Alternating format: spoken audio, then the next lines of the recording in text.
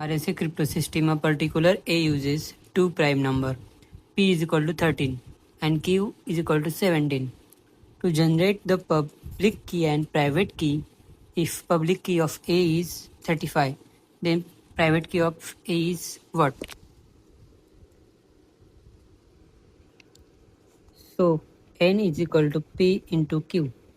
So P equal to 13, Q equal to 17.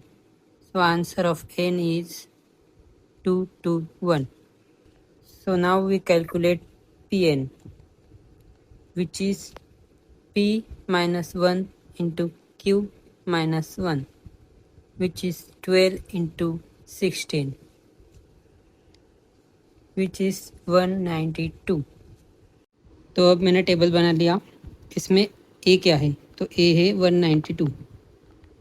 B क्या है? B question में ही दिया है 35. बी मतलब ई की वैल्यू. तो इन दोनों को डिवाइड करने के बाद हमारा क्वेश्चन आएगा 5 और रिमाइंडर आएगा 17.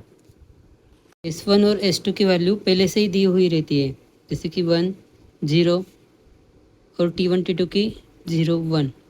तो हमें S और T कैलकुलेट करना है.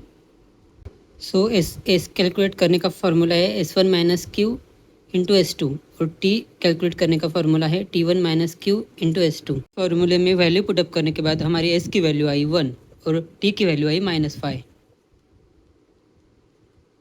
तो अभी दूसरे रो में B की वैल्यू A में डालेंगे और R की वैल्यू B में डालेंगे और क्वेश्चन और रिमाइंडर कैलकुलेट करेंगे, जो कि 2 और 1 आया.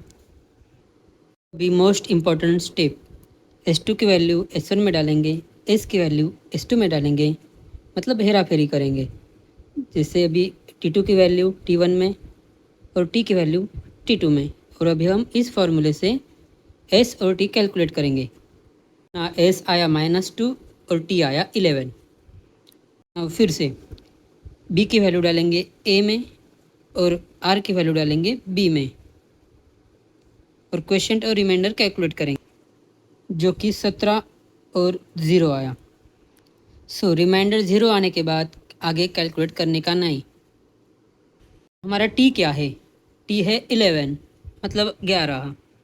हमें अब इस फार्मूले में वैल्यू पुटअप करना है. तो E क्या है?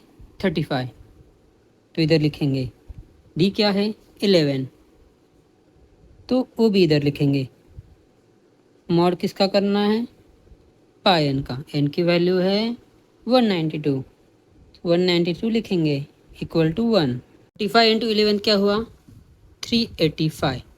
Mod 192 equal to 1. अभी हमें मॉड चेक करना है, तो वो कैसे करेंगे? तो इसको डिवाइड कर दो.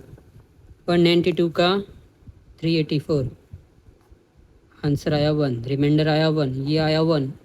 हो गया हमारा आंसर. आगे का मुझे पता नहीं. Thank you.